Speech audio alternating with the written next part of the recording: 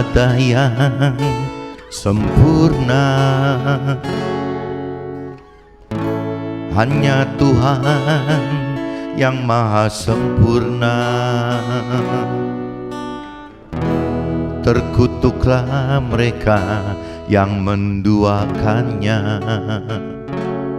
dan berbuat kemusyrikan.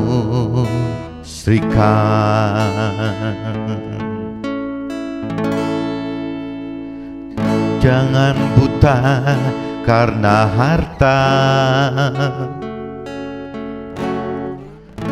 dunia hanyalah sementara.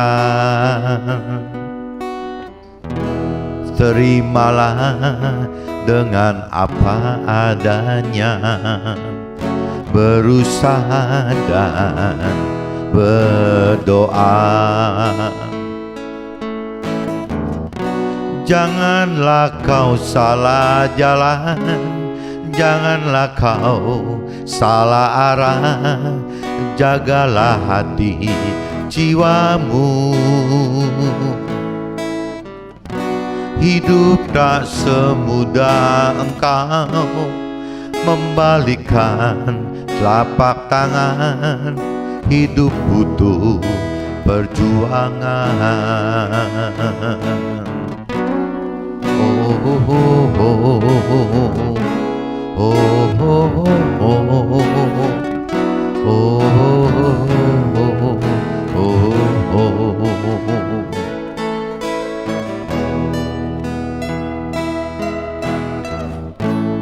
Jangan buta karena harta, dunia hanyalah sementara. Terimalah dengan apa adanya, berusaha dan berdoa. Janganlah kau salah jalan, janganlah kau salah arah, jagalah hati jiwamu. Hidup tak semudah engkau membalikkan telapak tangan, hidup butuh perjuangan.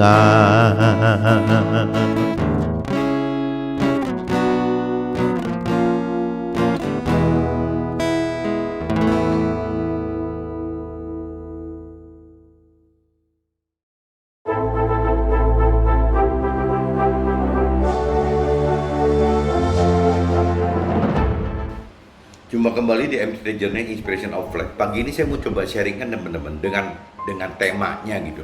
Roh Tuhan telah dikaruniakan bagi kita sebagai jaminan keselamatan bagi jiwa kita, teman.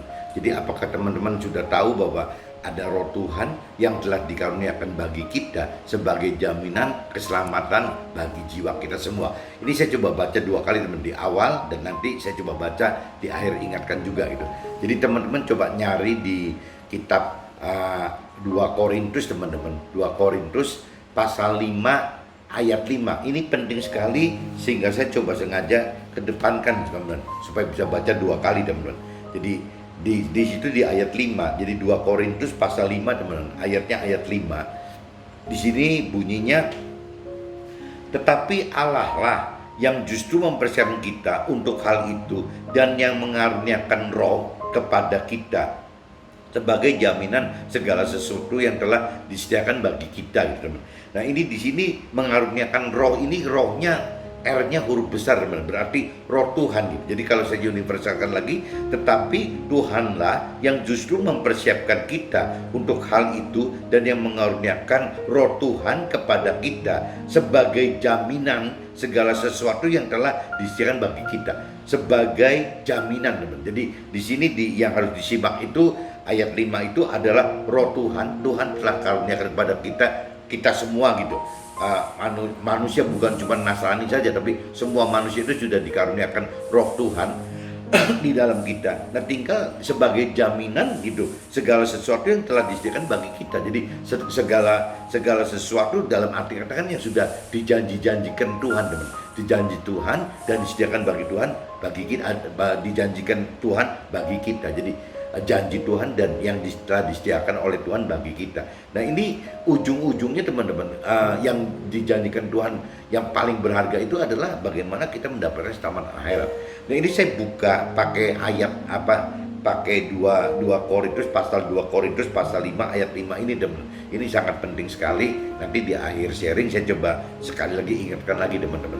Jadi kembali ke judulnya, teman-teman, bahwa yang namanya Roh Tuhan telah dikaruniakan bagi kita sebagai jaminan keselamatan jiwa kita gitu. Nah, ini teman-teman harus tahu itu gitu. Ini saya coba kaitkan dengan kitab Lukas, teman-teman. Kitab Lukas pasal 15 ayat 1 sampai 7, teman-teman. Kitab Lukas pasal 15 ayat 1 sampai 7. Para pemungut cukai dan orang-orang berdosa biasanya datang kepada Yesus untuk mendengarkan dia gitu. Maka bersungguh-sungguhlah orang-orang Farisi dan ahli-ahli Taurat, katanya, ia menerima orang-orang berdosa dan makan bersama-sama dengan mereka. Lalu ia mengatakan perumpamaan ini kepada mereka, siapakah di antara kamu yang mempunyai 100 ekor domba, dan jikalau ia kehilangan seekor di antaranya, tidak meninggalkan yang 99 ekor di padang gurun dan pergi mencari yang sesat itu sampai ia menemukannya gitu. Ya, ini kalau cerita manusia dunia ya wajar begitu sebenarnya. Yang namanya ayat 4 itu memang semua yang dengan pola-pola dunia, ya dengan pola-pola rasional, ya memang tidak akan meninggalkan yang 99 ekornya gitu. Terlalu resiko mencari 1 ekor dengan meninggalkan 99 ekornya. Itu menurut saya wajar sekali dan dunia anggap itu juga wajar. Tapi bicara firman Tuhan gitu beda, teman-teman. Dan kalau ia telah menemukannya, ia meletakkannya di atas bahunya dengan gembira. Dan setibanya di rumah, ia memanggil sahabat-sahabat tetangganya serta berkata kepada mereka, bersukacitalah bersama-sama dengan aku, sebab dombaku yang hilang itu telah kutemukan itu. Aku berkata kepadamu, demikian juga akan ada sukacita di sorga karena 1 orang berdosa yang bertobat, lebih daripada sukacita karena 99 orang benar yang tidak memerlukan pertobatan gitu, teman. Jadi apa ya, mungkin intinya dalam ayat 7, teman-teman, ayat 7-nya gitu. Jadi intinya ya kita tidak bisa cuman kalau kita bicara mentor rohani, mungkin kalau mentor rohani ya nggak bisa cuman terus-menerus mementori orang-orang yang sudah benar. Apa yang mau dimentorin gitu? Yang mesti kan orang yang sudah benar gitu, bukan cuma dimentorin, dia harus melakukan firman Tuhan dan malah menjadi mentor berikutnya meskipun dalam bentuk yang memberitakan firman, teman. Jadi jangan cuma terus-terusan seumur hidup menjadi konsumen firman gitu ya.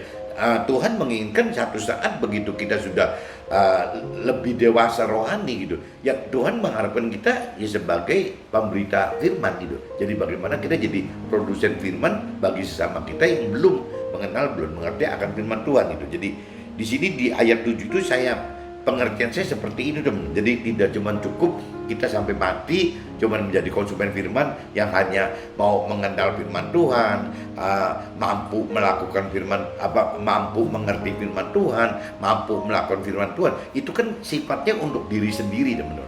Nah, Tuhan pengen kita ini jadi produsen, bukan konsumen aja.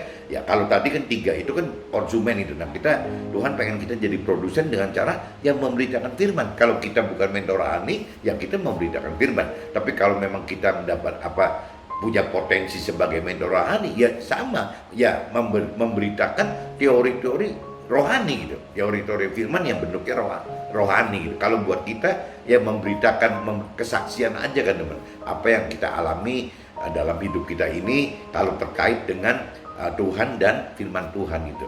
Itu tugas kita itu, teman. Jadi kembali lagi coba simak di ayat 7-nya. Ayat 7 itu menghendaki begitu, teman.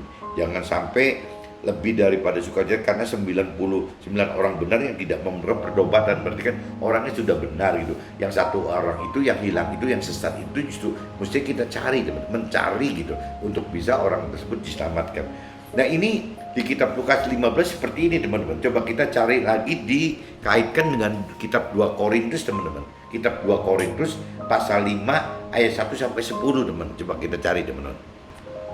Oke, teman-teman, 2 Korintus, kitab 2 Korintus, teman-teman. Kitab 2 Korintus pasalnya pasal 5 Ayatnya 1 sampai 10 teman-teman, coba kita cari. Nah, ini coba saya bacakan. Karena kami tahu bahwa jika kemah tempat kediaman kita di bumi ini dibongkar, Allah telah menyediakan suatu tempat kediaman di sorga bagi kita, suatu tempat kediaman yang kekal yang tidak dibuat oleh tangan manusia. Jadi kalau bicara secara firman Tuhan teman-teman, bahwa rumah kita di dunia ini ya sifatnya temporary saja teman-teman. Rumah yang kita bangun di dunia ini ada sifatnya temporary, dan Tuhan itu sudah mempersiapkan tempat yang kekal kita di dalam sorga teman-teman. Selama kita di dalam kemah ini, kita mengeluh karena kita rindu mengenakan tempat kediaman sorgawi di atas tempat kediaman kita yang sekarang ini gitu. Sebab dengan demikian kita berpakaian dan tidak berkedapatan telanjang. Sebab selama masih diam di dalam kemah ini, kita mengeluh oleh beratnya tekanan karena kita mau mengenakan pakaian yang baru itu tanpa menanggalkan yang lama, supaya yang fana itu ditelan oleh hidup. Nah ini kalau kita camkan di ayat 4-nya teman, banyak sekali orang termasuk saya gitu, hampir banyak sekali orang yang memang mengalami ini teman. Jadi pengen sesuatu yang baru, yang sesuai dengan perintah peraturan Tuhan, tapi kita hidup di dunia itu terkunci oleh dengan ya kebiasaan duniawi ini teman. Ini yang repot gitu. Jadi kita mau berubah tapi nggak bisa teman-teman. Nah ini kalau diibaratkan di ayat 4 itu diibaratkan pakaian teman-teman. Kita mengeluh oleh beratnya tekanan karena kita mau mengenakan pakaian yang baru itu tanpa menanggalkan yang lama. Pakaian yang baru adalah yang sesuai, hidup sesuai dengan perintah peraturan Tuhan. Pakaian yang lama, menanggalkan pakaian lama kita adalah ya pola-pola hidup kita yang sebelum mengerti akan firman Tuhan teman. Ya berarti kan pola-pola duniawi gitu. Supaya fana ini yang duniawi itu ditelan oleh hidup gitu. Tetapi Allah lah yang justru mempersiapkan kita untuk hal itu, dan yang mengaruniakan roh kepada kita sebagai jaminan segala sesuatu yang telah disediakan bagi kita. Nah ini saya camkan lagi teman-teman, tolong jangan sampai dilupakan kitab 2 Korintus teman-teman pasal 5 ayat 5 ya. Tetapi Allah lah yang justru mempersiapkan kita untuk hal itu, dan yang mengaruniakan roh Tuhan kepada kita sebagai jaminan segala sesuatu yang telah disediakan bagi kita. Nah ini teman-teman camkan, berarti kita nggak mungkin gitu hidup masuk ke dalam rancangan kehendak Tuhan, hidup masuk dalam perintah peraturan Tuhan, hidup mengharapkan janji-janji Tuhan gitu teman, tanpa menghidupkan roh Tuhan di dalam kita teman-teman. Jadi ya kalau kita mau Tuhan sebagai jaminan kita bisa mampu gitu untuk melakukan firman Tuhan semua gitu. Ya ini satu-satunya jaminan itu bagaimana roh Tuhan dihidupkan teman-teman. Ini tolong teman sekali lagi pikirkan bahwa banyak orang di dunia ini yang justru ya tidak terlalu dalam mengerti akan firman Tuhan. Mungkin kalau bicara mengenal banyak teman, orang mau mengenal firman Tuhan masih bisa gitu. Tapi begitu mampu mengerti firman Tuhan teman-teman, mampu melakukan firman Tuhan tanpa ada roh Tuhan yang Tuhan telah karuniakan kepada setiap kita semua, itu nggak mungkin mampu. Kalau maunya oke deh, ya banyak orang yang cuma sebatas mau gitu, mau mengenal Tuhan ya dengan cara ya cuman mengenal firman Tuhannya saja. Tapi untuk mengerti firman Tuhan dan melakukan firman Tuhan itu butuh mampu. Nah mampu ini ya kembali lagi di ayat 5 ini, di ayat 5 2 Korintus pasal 5 ayat 5 ini kuncinya di sini teman. Jadi bagaimana caranya kita menghidupkan roh Tuhan yang ada dalam kita supaya kita mempunyai jaminan segala sesuatu yang telah disediakan Tuhan bagi kita itu dapat tertuai, dan janji-janji itu dapat tertuai gitu. Kenapa tertuai? Karena kita mampu mengerti dan mampu melakukan firman Tuhan. Tidak cuma sekedar mengenal firman Tuhan aja, tapi kita mampu mengerti firman Tuhan secara persepsinya Tuhan, dan kita mampu melakukan seperti yang Tuhan inginkan gitu. Nah itu sebagai, ya itu roh Tuhan itu sebagai jaminan untuk kita mampu itu. Jadi akhirnya kita dapat menuai apa yang Tuhan sudah sediakan untuk kita gitu. Ini penting sekali teman-teman, ayat 5-nya teman-teman. Maka oleh karena itu hati kami senantiasa tabah, meskipun kami sadar bahwa selama kami mendiami tubuh ini, kami masih jauh dari Tuhan gitu. Sebab hidup kami ini adalah hidup karena percaya, bukan karena melihat. Nah, sekali lagi, kalau bicara iman itu, pengharapan dan kasih, ya selalu firman Tuhan katakan gitu. Hidup kita ini adalah hidup percaya, karena percaya, bukan karena melihat gitu. Karena apa yang dijanjikan Tuhan di akhirat itu memang tidak terlihat gitu, teman. Kalau apa yang dijanjikan dunia sekarang mungkin terlihat gitu, tapi kalau yang bicara akhirat ya tidak terlihat. Ya kita cuma cukup dengan percaya saja sama Tuhan gitu. Kita harus punya iman percaya kepada Tuhan, kita juga harus punya pengharapan kepada Tuhan, dan kita harus mengasihi Tuhan dalam bentuk melakukan firman Tuhan, teman-teman. Itu kuncinya itu. Tetapi hati kami tabah, dan terlebih suka kami beralih dari tubuh ini untuk menetap pada Tuhan. Sebab itu juga kami berusaha, baik kami diam di dalam tubuh ini maupun kami diam di luarnya, supaya kami berkenan kepadanya. Sebab kita semua harus menghadap sarta pengadilan Kristus, supaya setiap orang memperoleh apa yang patut diterimanya sesuai dengan yang dilakukannya dalam hidupnya ini, baik ataupun jahat gitu. Nah, ini saya udah bacakan teman-teman di kitab kitab Lukas pasal 15 ayat 1 sampai 7, dan saya tambahin lagi kitab 2 Korintus pasal 5 ayat 1 sampai 10, dan saya kasih note teman-teman bahwa yang terpenting itu adalah 2 Korintus pasal 5 ayat 5, teman-teman. Ya karena itu, tetapi Allah lah yang justru mempersiapkan kita untuk hal itu, dan yang mengaruniakan Roh Tuhan kepada kita sebagai jaminan segala sesuatu yang telah disediakan bagi kita. Ini yang paling penting ini, teman. Nah, ini saya coba masuk ke dalam sharing pribadi saya, teman-teman. Ini mudah-mudahan dengan apa yang saya alamin dan saya sharingkan, teman-teman bisa lebih mudah untuk menangkap lagi gitu. Makna sukacita atau bahagia di dalam Tuhan akan sangat bergantung dari tingkatan iman dan pengertian terhadap firman Tuhan tersebut, teman. Jadi kembali lagi, kalau kita tidak ada kedalaman pengenalan pengertian firman Tuhan, kita tidak memiliki level iman yang cukup gitu. Kita dalam arti kata belum mengalami kedewasaan rohani. Kadang-kadang sukacita dan atau bahagia itu jadi berbeda, teman-teman. Apa gitu, apa yang disebut sukacita?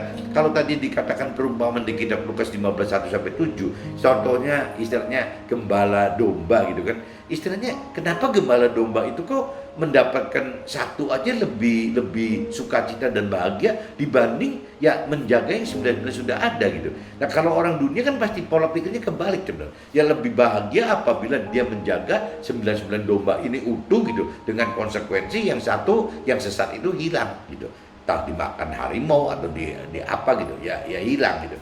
Orang dunia selalu mikir gitu. Nah, ini kembali lagi, kalau sukacita di dalam kedewasaan rohani ini, berarti kan udah jelas berbeda dengan orang-orang yang belum dewasa rohani. Orang dewasa rohani pola pikirnya terbalik, teman. Ya kalau memang yang sebelah-sebelah itu dalam kondisi ada berkumpul gitu, ya dianggapnya kan sebagai manusia-manusia yang sudah bertobat gitu, maksudnya sudah berkumpul bertobat gitu. Nah, yang satunya sesat nih gitu, domba yang satu sesat, orang yang satu sesat gitu. Nah, kalau dari sisi firman Tuhan lebih senang kita beresin mencari yang satu orang yang tersesat itu, teman-teman. Ya karena yang 99-nya tidak tersesat gitu. Nah, ini kalau diumpamakan domba itu adalah orang gitu, di mana yang tersesat itu adalah orang yang belum hidup dengan pertobatan. Dari 99-nya, kalau firman tadi katakan orang yang sudah hidup dalam pertobatan. Jadi memang beda, teman-teman. Kalau di sini kan dicantumnya kan, kalau di ayat 7-nya, teman-teman, yang di kitab Lukas 15 ayat 7-nya itu,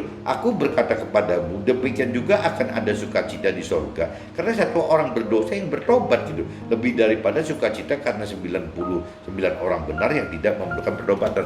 Nah, ini kalau diartikannya firmannya itu, tapi kalau bicara umum, arti firman umum, ya kita jangan cuma diem saja, teman. Apabila kita memang sudah menjadi mahir dalam arti kata kita sudah dewasa rohani, karena kedewasaan rohani udah kita dapat, sehingga kita karena konsumen firman itu, karena kita diajar terus. Nah, ini udah waktunya Tuhan udah waktunya kita gitu untuk bisa bergerak mencari orang yang tersesat, orang yang belum bertobat. Orang yang belum bertobat atau tersesat dari sisi rohani adalah orang yang belum mengenal mengerti akan firman Tuhan. Nah, ini tugasnya kita menjadi alat Tuhan bagaimana untuk mencari orang-orang tersebut meskipun cuma satu teman-teman, karena katanya satu jiwa aja, satu isi surga bersuka cita dan bahagia. Nah, kalau pengertian ini sudah nyampe di situ teman-teman, berarti itu perbedaan antara sukacita bahagia orang yang belum dewasa rohani dengan dewasa rohani itu beda. Apalagi kalau dibanding dengan sukacita dan bahagia itu dari sisi duniawi gitu. Kalau orang-orang dunia atau orang yang berkeyakinan percaya Tuhan, mengenal Tuhan tapi salah gitu, karena ya sebenarnya tidak mengenal firman apa-apa. Bagaimana orang yang berkeyakinan yakin bahwa percaya Tuhan yang benar gitu. Ya bagaimana orang berkeyakinan percaya bahwa ya perintah peraturan Tuhan itu yang benar yang mana? Ya, semua dasarnya dari pikiran perasaan kehendaknya sendiri gitu. Nah, ini yang disebut orang berkeyakinan itu jadi kurang benar, tidak benar gitu. Meskipun mungkin lebih baik daripada orang dunia yang tidak peduli ya akan ada Tuhan atau nggak ada Tuhan, percaya Tuhan atau tidak, itu kan lebih konyol lagi gitu. Tapi orang beryakin pun ya cenderung pasti berbuat dosa teman-teman, karena tidak mengenal firman Tuhan, tidak mengerti firman Tuhan, sehingga tidak melakukan firman Tuhan. Nah, kunci makronya gitu, yang namanya orang yang tidak melakukan firman Tuhan adalah orang berdosa. Orang berdosa adalah tempatnya di neraka gitu. Ini resikonya kan itu teman. Jadi kembali lagi, bahkan kalau saya pikir secara pengertian saya pribadi gitu, sukacita itu saya sering identikan jangan-jangan sukacita itu hanya ada di jiwa teman-teman. Sedangkan kalau yang Tuhan mau itu sukacita yang dalam Tuhan itu adalah sukacita yang bersama Tuhan gitu. Nah, sukacita bersama Tuhan itu bobotnya itu sudah bukan ke sukacita duniawi tapi sukacita sorgawi gitu, atau mungkin ya damai sejahtera seperti ada di dalam roh kita, bukan di area jiwa kita saja gitu. Kalau kita bicara orang duniawi kan sukacitanya terkaitnya langsung dengan tubuh teman-teman, kenikmatan tubuh gitu. Tapi kalau damai sejahtera di dalam roh kita itu tidak terkait langsung dengan tubuh, karena ada kaitan perubahan jiwa kita yang dengan pikiran perasaan kehendak Tuhan, bukan kita sendiri lagi gitu, sehingga pengaruh ke tubuhnya akan berasa beda teman-teman. Ini jadi kembali lagi mudah-mudahan maksud sukacita bahagia itu sudah bisa lebih clear teman-teman. Nah, pengertian firman di kitab Lukas pasal 15 ayat 4-6 secara rasio dianggap hal yang irasional, ya tidak lazim, tidak wajar. Tetapi secara rohani Tuhan ajarkan seperti firman di Lukas 15:7 itu, ya demikian demikian juga akan ada sukacita di sorga karena satu orang berdosa yang bertobat, lebih daripada sukacita karena 99 orang benar yang tidak memerlukan pertobatan gitu. Firman katakan seperti itu teman. Nah, tadi udah kita bahas gitu bahwa jadi memang kalau bicara di rasio di orang dunia, mungkin orang tetap bicara bagaimana lebih memilih 99 domba yang tidak hilang, dalam arti kata 99 orang yang sudah benar gitu, yang sudah bertobat, dibanding mencari satu orang yang sesat teman. Nah, firman Tuhan kebalik gitu. Jadi dalam firman Tuhan lebih senang kita cari yang satu orang yang tersesat tadi teman. Karena ukurannya bukan 1 atau 99, satu pun di dalam surga, satu surga itu bersuka cita. Jadi parameter 1 dan 99 itu bagi firman Tuhan, bagi rohani itu nggak ada beda teman. Jadi 1 sampai 99. Tapi kalau kita bicara di dunia 1 dengan 99 ya pasti gedean 99 gitu. Tapi kalau bicara di rohani tidak teman. 199 bisa aja lebih besar 1 gitu. Apabila dijamin pasti ini tersesat, yang 99 tidak tersesat. Ya udah karena bertobat gitu. Ini beda-beda pola itunya, pola pikirnya teman. Karena kembali lagi Tuhan kita ini rohani itu tidak bisa ada dibatasin waktu, kuantiti, jarak segala macam, nggak bisa teman. Jadi ya memang 1 dan 99 ya sama gitu loh. Bagi rohani ya sama gitu, nggak ada bedanya. Yang namanya kecepatan istilahnya Tuhan umpamakan soal hari teman-teman. Kalau buat Tuhan itu 1 hari sama aja 1000 hari katanya, 1000 tahun gitu bahkan. Sama aja, nggak ada bedanya, 1 hari sama aja 1000 tahun kan ya. Bandingnya gimana, udah jauh sekali gitu. Jadi memang di rohani itu, di kacamata Tuhan itu, di parameter Tuhan itu tidak ada batas. Jadi batas waktu, jarak, besarnya sesuatu gitu. Buat Tuhan mudah sekali gitu, bagaimana membendung laut merah, ya cuma tinggal tunjuk aja langsung laut merah kebelah. Nah, kalau buat kita bagaimana gitu caranya, laut segitu banyak airnya, ya nggak mungkin. Nah ini ya semua jadi akhirnya mungkin semua, karena Tuhan dengan pola-pola pikir Tuhan yang kita anggap irasional gitu, dan dengan kekuatannya Tuhan yang supranatural. Sedangkan manusia kan dengan natural sekali sehingga tidak bisa gitu. Maka firman di Lukas 15:7, kita yang sudah lebih dewasa rohani oleh karena sudah lebih kenal dan mampu mengerti serta mampu melakukan firman Tuhan, tidak cukup hanya membina yang benar saja, tetapi harus mencari yang butuh pertobatan, sehingga apa yang Tuhan maksudkan bagi kita sebagai pilihan dan alatnya dapat menghasilkan keselamatan akhirat yang kekal bagi sesama kita yang lain.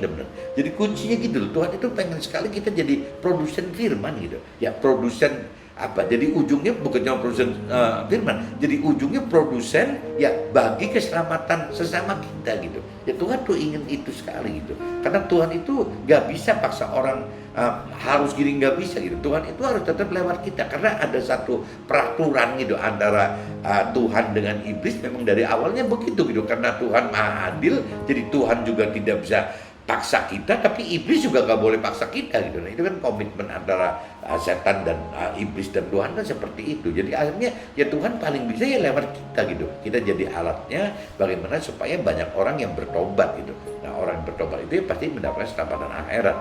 Makanya ya Tuhan butuh ini gitu, butuh kita gitu. Nah, cuman Tuhan kan yang tadi dikatakan di kitab di 2 Korintus tadi kan teman-teman, yang nanti saya ingetin di ayat 5 itu, ya Tuhan sebenarnya sudah gitu menaruh satu roh Tuhan di dalam kita gitu. Ya untuk bagaimana kita menjadi alat Tuhan pasti berhasil gitu, karena ada roh Tuhan tadi. Nah, ini mungkin iblis nggak ngerti kan sih, ada roh Tuhan yang dititipkan ke dalam kita gitu. Saya nggak ngerti dah. Tapi kalau intinya di 2 Korintus pasal 5 ayat 5 tersebut, ya nyata-nyata bahwa Tuhan telah mengaruniakan roh Tuhan kepada setiap kita gitu.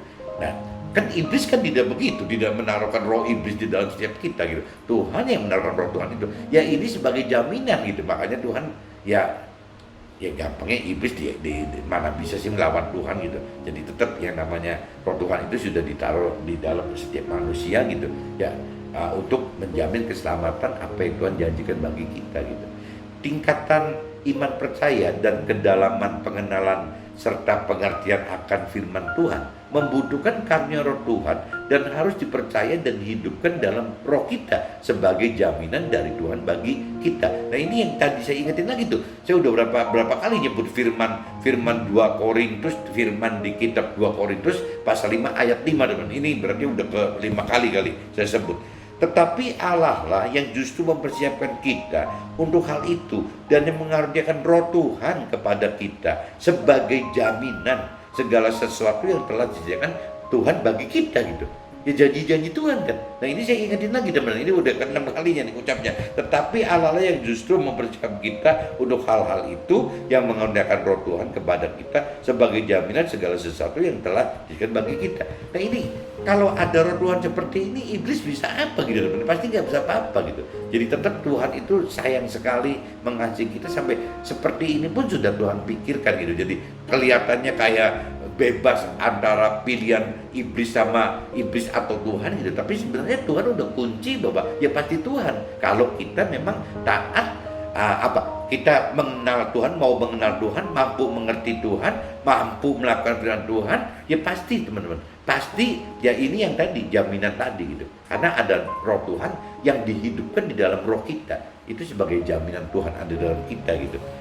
Jadi kembali lagi, ini penting sekali di firman 2 Korintus pasal 5 ayat 5 teman, kuncinya di itu.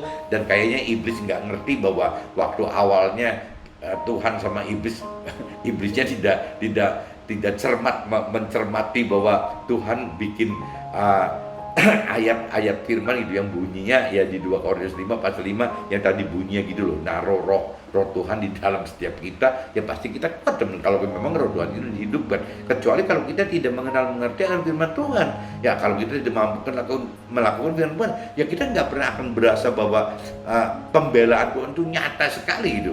Yang di 2 Korintus 5 ayat 5 itu bahwa Tuhan telah kasih kita roh Tuhan di dalam kita untuk bisa jadi jaminan pertobatan dan jaminan keselamatan bagi kita dan sesama kita teman-teman.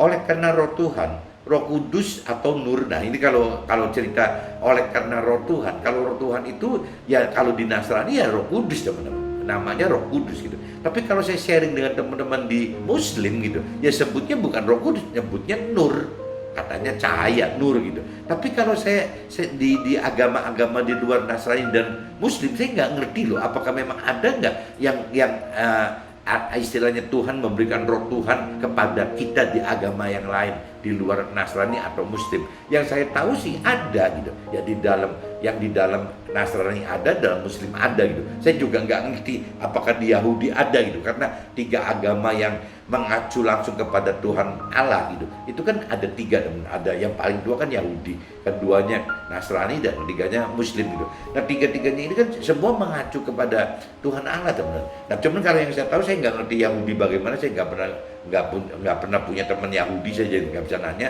Tapi kalau cerita Nasrani, saya memang baca di firmannya sendiri ya, memang ada Roh Tuhan di dalam kita. Dan kalau cerita di Muslim itu sharing dengan teman-teman Muslim gitu, katanya memang ada gitu. Nah ini berarti di Yahudi saya nggak ngerti, tapi kalau di luar tiga agama ini gitu, saya juga nggak ngerti apakah ada nggak Roh Tuhan di dalam kita gitu. Cuman yang jelas yaitu jadi oleh karena Roh Tuhan, Roh Kudus atau Nur inilah kita dapat hidup oleh karena iman percaya kita kepada Tuhan dan juga kepada firman Tuhan, bukan karena melihat, teman-teman. Jadi oleh karena ada Roh Tuhan di dalam kita, oleh karena ada Roh Kudus atau Nur gitu di dalam kita, sehingga kita bisa percaya Tuhan loh. Ya kita bisa percaya Tuhan, kita bisa percaya firman Tuhan, perintah peraturan firman Tuhan gitu. Padahal Tuhannya secara fisik gitu nggak pernah nampak ya. Firmannya itu belum pernah nyata gitu, nyata nanti akhirat itu begini-begini, nggak pernah cerita gitu kok. Tapi ya kembali lagi karena kasih kita kepada Tuhan gitu, akhirnya kita ya percaya Tuhan. Ya kita berpengharapan ke Tuhan dan kita melakukan firman Tuhan gitu. Karena bentuknya kita memang beriman ke Tuhan, kita berpengharapan kepada Tuhan, dan memang kita mengasihi kepada Tuhan dengan cara real gitu, nyata-nyata ya melakukan firman Tuhan. Jadi kasih itu bukan cuma di mulut saja, I love you ke Tuhan itu, I love Tuhan itu, nggak cuma begitu. Kalau di tulisan sih banyak banget tulisan I love Tuhan itu banyak sekali gitu. Tapi dalam realitanya I love Tuhan itu, kita mengasihi Tuhan itu ya bentuk secara rohani, kita harus berani melakukan firman Tuhan. Tidak bisa cuma sekedar di jiwa kita ngomong cinta Tuhan, kasih Tuhan cuma begitu aja tanpa mengerti gitu apa sih makna kasih dalam firman Tuhan, dalam rohani gitu. Ya maknanya itu dari harus melakukan firman Tuhan. Baru kita sebut ya kita takut, taat, mengasihi Tuhan. Itu teman-teman. Nah, oleh karena sebab kita semua pada akhirnya harus menghadap pengadilan Tuhan ya. Kalau kita meninggalkan, kita pasti dapat pengadilan Tuhan secara pribadi masing-masing. Nah, pengadilan ini teman-teman jangan rombongan. Misalnya kalau sekarang suami istri pengen berdua diadilin, nanti kalau satu keluarga ikut diadilin. Pengadilan di dalam akhirat itu pengadilan yang sifatnya pribadi masing-masing, teman-teman. Ya, kalau saya sebagai bapak ya saya gitu pribadi yang menghadap pengadilan itu. Tidak bisa saya bawa-bawa istri atau anak-anak saya. Begitupun istri saya gitu, istri saya juga sendiri tidak bisa bawa suami atau anak-anaknya. Begitupun anak-anak, teman-teman, nggak bisa gitu bawa orang tuanya, ibunya atau bapaknya rombongan masuk pengadilan, nggak bisa, teman. Jadi semua orang itu one by one gitu kan, berarti Tuhan itu one by one. Jadi Tuhan dengan kita pribadi masing-masing, pengadilannya seperti itu, teman-teman. Jadi nggak bisa diwakilkan oleh orang lain atau nggak bisa dikaitkan dengan orang lain. jadi ya itu kembali lagi akhirnya ya kita akan diadili masing-masing dan sendiri-sendiri untuk memperoleh yang patut diterima sesuai yang dilakukan ya saat hidup di dunia saat ini, teman-teman. Ya hidup baik dengan parameter baik atau hidup dengan parameter jahat gitu. Nanti kita semua akan dapat pengadilan yang secara pribadi seperti itu, teman-teman. Nah ini saya pagi ini coba sharingkan ini, mudah-mudahan teman juga bisa tangkap gitu ya, bahwa tadi istilah saya guyonnya gitu ya, ini jangan-jangan Tuhan ngerjain iblis nih, nggak ngerti bahwa yang namanya Tuhan itu memberikan kita, roh Tuhan sendiri di dalam roh kita ya sebagai jaminan bahwa kita ini pasti dapat keselamatan asal kita mau mengenal, kita mampu mengerti, kita mampu melakukan firman Tuhan gitu. Itu jaminan. Nah si iblis kalau tahu itu waktu itu mungkin protes kali teman-teman. Karena iblis nggak tahu jadi akhirnya ya kita mendapatkan kasih karunia Tuhan yang bentuknya seperti itu gitu. Nah ini yang saya sekali lagi ingatkan. Coba teman-teman jangan lupakan bahwa kita hidup itu ya coba ingat di kitab 2 Korintus pasal 5 ayatnya ayat 5 teman-teman. Jadi 2 Korintus 5 ayat 5 gitu. Saya bacakan secara universal sekali lagi teman-teman. Tetapi Tuhanlah yang justru mempersiapkan kita untuk hal itu dan yang mengaruniakan roh Tuhan kepada kita sebagai jaminan segala sesuatu yang telah disediakan bagi kita. Ini yang paling penting pagi ini, kuncinya di sini teman-teman. Iblis tidak mengerti, mungkin nggak mengerti kali, bahwa Tuhan telah atur roh Tuhan di dalam kita untuk sebagai jaminan yang kita bisa tuai janji Tuhan teman-teman. Mudah-mudahan pagi ini sharingnya bisa berguna teman-teman, khususnya cerita Tuhan mengaruniakan roh Tuhan kepada kita ini berharga sekali teman-teman, karena ini yang bisa membuat kita menuai janji Tuhan ya ini kuncinya di sini teman-teman. Jadi ini penting sekali. Nah kalau memang teman-teman anggap bisa tangkap maksud saya dan anggap penting, tolong teman juga bagikan lagi ke keluarga atau teman-teman yang lain, di-sharekan gitu bahwa ada jaminan Tuhan di dalam kitab 2 Korintus pasal 5 ayat 5 teman, supaya kita semua dimenangkan, semakin banyak dimenangkan. Dan juga kita jangan hidup teman, Tuhan inginkan kita hidup sebagai produsen firman gitu, bukan konsumen firman aja. Kalau konsumen firman sampai mati pun kita terus aja makanin firman terus teman. Ya tapi kalau produsen firman ya kita nomor satu kan sekarang kalau sudah mengerti akan firman Tuhan, kalau kita sudah dewasa rohani ya kita harus melakukan firman Tuhan dengan cara yang memberitakan firman Tuhan lewat kesaksian kita sebagai orang yang di marketplace atau di dunia sekuler. Nah tapi kalau memang tergerak menjadi mentor rohani ya pasti urusannya dengan teori rohani gitu. Oke teman-teman, see you, bye bye.